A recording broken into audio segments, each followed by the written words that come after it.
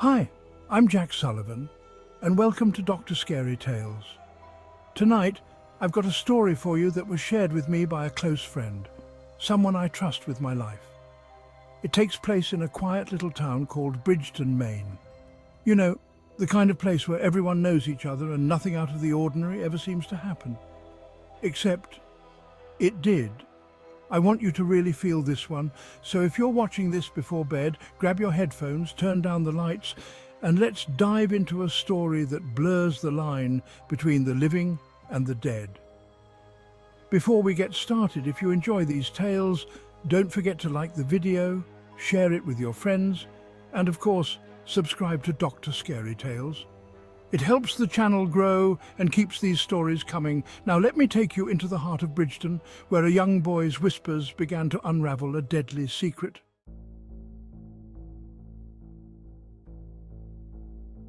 Megan Thompson had lived in Bridgton her whole life.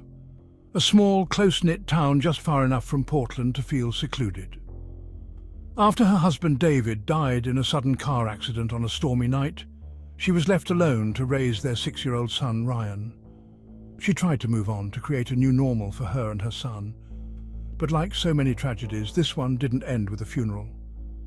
David's death was shrouded in mystery. Officially, it was called an accident. The police said he'd lost control of the car on that winding country road outside of town.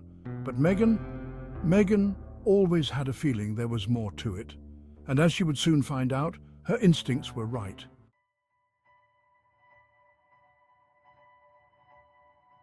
Megan was resilient, though. She was doing her best to keep things together for Ryan. That boy, full of energy, had a way of seeing the world through curious eyes. But not long after David's death, something changed in Ryan. He wasn't himself. He began talking to someone, a new friend he called Charlie. Megan thought it was just a phase, a way for him to cope with the loss of his father. After all, imaginary friends were common for kids, right?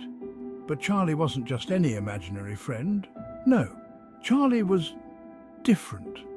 Ryan described Charlie in great detail, even though Megan had never heard of him before. Charlie was a little boy, just a few years older than Ryan, and Ryan would talk to him like he was in the room. He'd play games with him, share secrets, and sometimes Megan would hear him whispering to Charlie late into the night. The kind of whispers that make the hair on the back of your neck stand up when you hear them. But Megan brushed it off. She had enough on her plate, dealing with the grief of losing her husband and trying to provide for Ryan.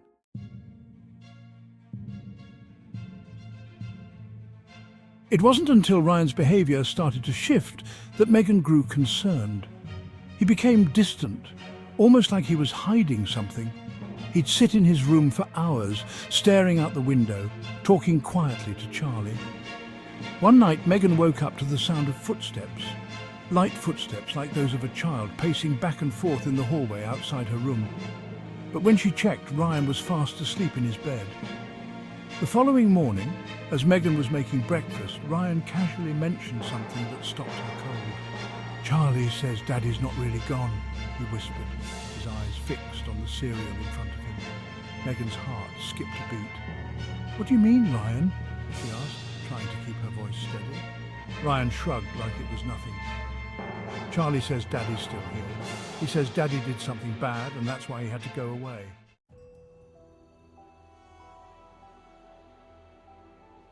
Megan's heart sank as the days passed, and Ryan's behavior became more unsettling.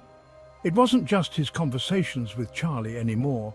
He had grown eerily distant, and his once playful nature had vanished. He barely spoke to Megan unless it was to relay something Charlie had told him. What had started as a child's harmless imaginary friend had now become a source of deep dread in the house.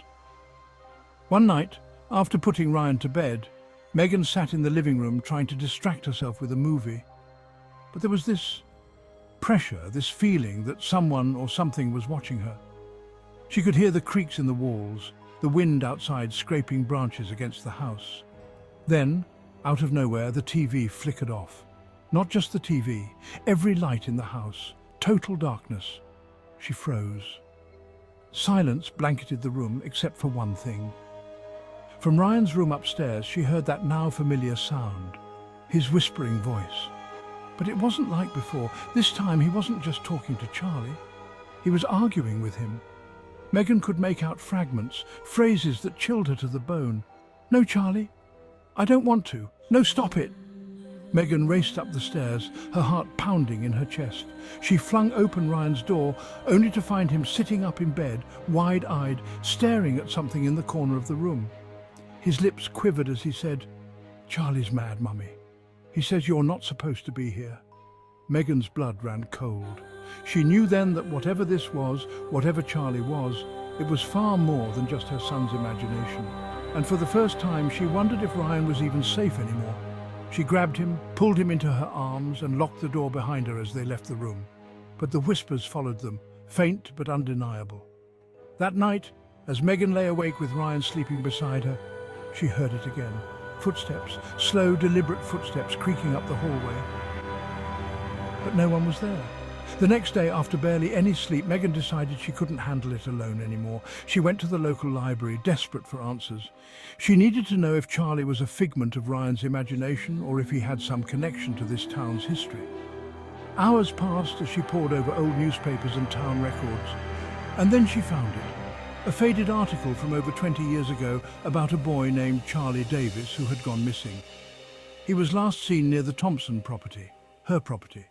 The search had been exhaustive, but no body was ever found. The article described a young boy with striking similarities to the figure Ryan had described. Her husband, David, had been just a teenager then. He had never mentioned anything about this to Megan. The fact that Charlie had disappeared so close to their home, years before David had bought the house, was too much of a coincidence. But Megan couldn't shake the feeling that David's silence about the boy wasn't just a coincidence, it was guilt.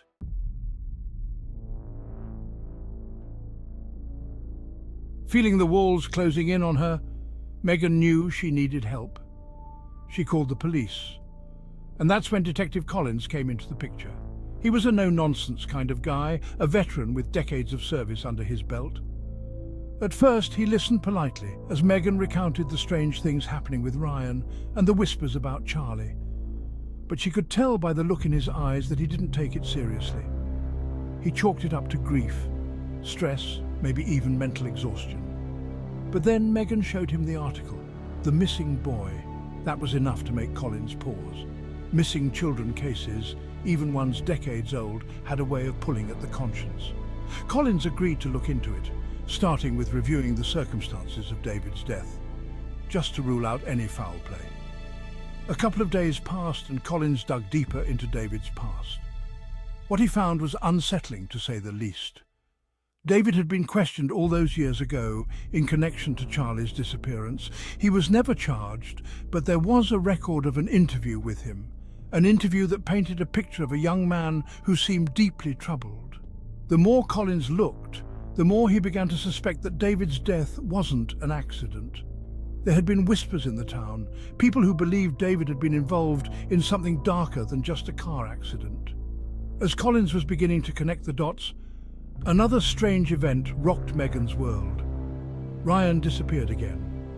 This time, he was gone for nearly 12 hours. Megan was frantic, calling everyone she knew, the police scouring the woods behind the house. And then, just like before, Ryan reappeared at the edge of the woods. But this time something was different. He wasn't calm like the last time. He was in shock, trembling and covered in dirt. "Charlie took me to his house," Ryan whispered through chattering teeth. "He wanted to show me where it happened." Detective Collins was now fully involved. Ryan's disappearance had pushed the case into a more urgent light. Collins and his team began searching the property, focusing on the woods and the strange corners of the house that hadn't been touched in years. And that's when they found it. An old, weathered door, long forgotten, leading down into a basement Megan hadn't even known existed.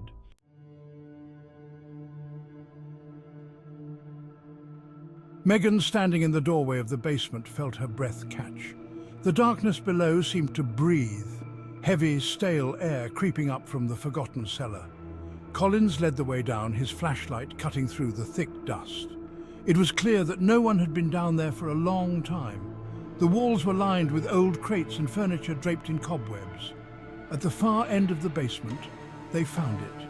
A small makeshift room, as if someone had hastily constructed it years ago, and inside was an old box. It was just as Ryan had said. Detective Collins opened it carefully, his gloved hands peeling back the lid. Inside were letters, faded and crumbling. The letters were written in David's handwriting, each one more haunting than the last. David had been confessing to something unthinkable. In the letters, David wrote about Charlie, about how they had gotten into a fight on the day he disappeared. Charlie had been teasing David, and in a fit of anger, David had shoved him. The boy fell, hitting his head on a rock near the woods. Panicked, David didn't call for help. Instead, he had buried Charlie's body under the house. He thought he could cover it up, that no one would ever find out. But Charlie never left. For years, David had lived with the guilt, unable to speak the truth, even to Megan. The whispers, the flickering lights, the strange occurrences. They had started long before David died. And now, Megan understood why. David had hidden a terrible secret, and Charlie's spirit had been trying to reveal the truth through Ryan all along.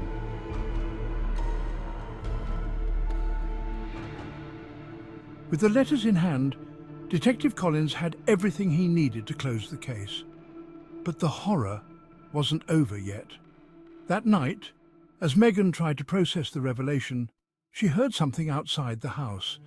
It was late, well past midnight, and the streets were empty. She thought she was imagining it at first, a soft, distant cry. Then Ryan screamed. Megan rushed to his room, her heart pounding in her chest. Ryan was sitting up in bed, pointing toward the window. "Charlie's here," he whispered, his voice trembling. "He says he's not done yet." Outside, Megan saw the shadow of a figure standing just beyond the tree line. Her breath caught in her throat as the figure moved toward the house. But when she blinked, the figure was gone. She wasn't sure if it was real or just her mind playing tricks on her after everything that had happened. But deep down, she knew that Charlie's spirit wasn't ready to leave. Not yet. The next morning, Megan and Ryan packed their things and left Bridgton. Detective Collins assured her that the case was closed, that the truth had been uncovered and justice served. But even as they drove away, Megan couldn't shake the feeling that Charlie's whispers still lingered in the halls of that old house. And Ryan, well, he stopped talking about Charlie after that. But every now and then, in the quiet moments just before sleep, Megan would catch him glancing toward the corner of his room, as if listening to something only he could hear. Charlie was gone, but maybe, just maybe, he wasn't.